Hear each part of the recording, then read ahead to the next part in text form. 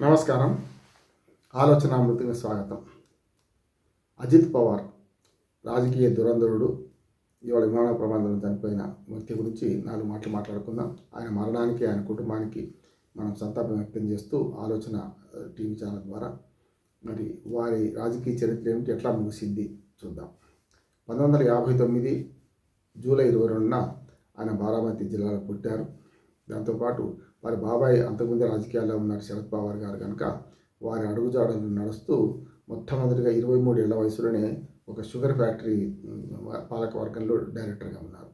ఆ తర్వాత 81 నుంచి ఇంకొక సహకార రంగంలో ఆయన డైరెక్టర్గా, చైర్మన్గా చేశారు. సరిగ్గా 91లో, అంటే ఆల్మోస్ట్ ఆల్ ఆయన 58 పుట్టింది కనుక 65, 75, 88, 32 ఏళ్ల వయసులోనే ఆయన మొదటిసారిగా బారామతి నియోజకవర్గం నుంచి ఎంపీగా ఎన్నికయ్యారు. ఎంపీగా అయిన 6 నెలల లోపట్నే మళ్ళీ తాను అక్కడి నుంచే ఎమ్మెల్యేగా ఎన్నికయ్యారు. ఇప్పటికి 8 సార్లు బారామతి నియోజకవర్గం నుంచో ఎమ్మెల్యేగా ఎన్నికవుతూ వస్తున్నారు వరుసగా.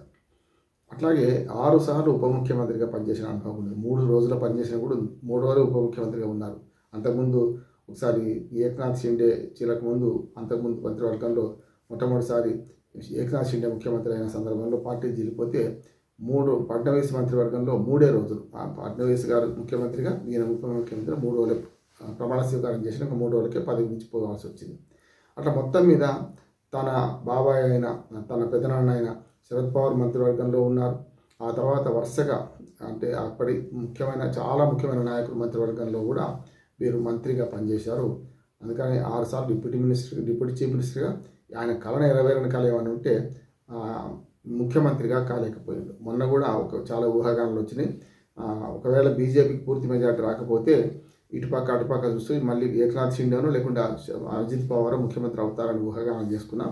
కానీ మొన్నటి ఎన్నికల్లో మహాయతి కూటమి పూర్తి మెజార్టీ రావడం, అందులో బీజేపీకి సొంతంగా కూడా ప్రభుత్వం ఏర్పాటు చేసేంత మెజార్టీ రావడంతో వీళ్ళ అవసరం తక్కువైంది, పెద్దగా పడలేదు. కనుక దానివల్ల ముఖ్యమంత్రిగా దేవేంద్ర ఫడ్నవీస్ బీజేపీ నుంచి, అట్లాగే ఉప ముఖ్యమంత్రులు అటు ఏకనాథ్ షిండే అంతకుముందు ఉప ముఖ్యమంత్రిగా ముఖ్యమంత్రిగా పనిచేసిన ఏకనాథ్ షిండే, అట్లాగే ఉప ముఖ్యమంత్రిగా పనిచేసిన మన అజిత్ పవార్ కూడా ఉప ముఖ్యమంత్రులు సర్దుకోవాల్సి వచ్చింది.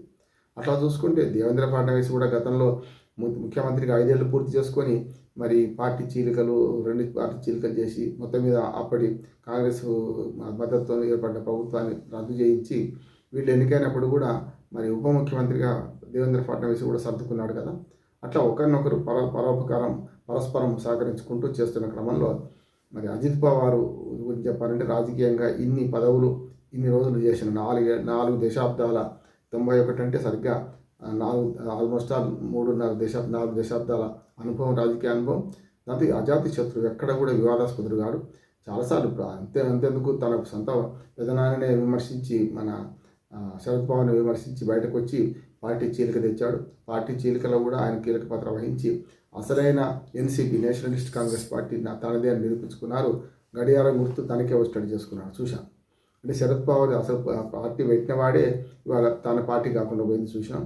మరి అంత రాజకీయ చతురత, అంటే పెదనాన్నకి ఎంత రాజకీయ చతురత ఉందో శరద్ పవార్ గారికి, మరాఠా యోధుడు అంటాం కదా, ఆయన కంటే మరి ఆయన తమ్ముని కొడుకు అయిన అజిత్ పవార్ పెద్ద ఎత్తున రాజకీయ చతురతను ప్రదర్శించి రాజకీయాలు ఎప్పుడు ఎక్కడ మారాలి, ఏం చేయాలని దాంతో ఒక రకంగా ఆయన ప్రవర్తించిన తీరు చూస్తే ఎక్కడా కూడా పదవికి దూరంగా ఉండలేదు. ఎప్పుడు కూడా ప్రతిపక్షంలో ఉన్నా కూడా ఆయన తనదైన శైలిలో రాజకీయాలు నడిపిండ్రు.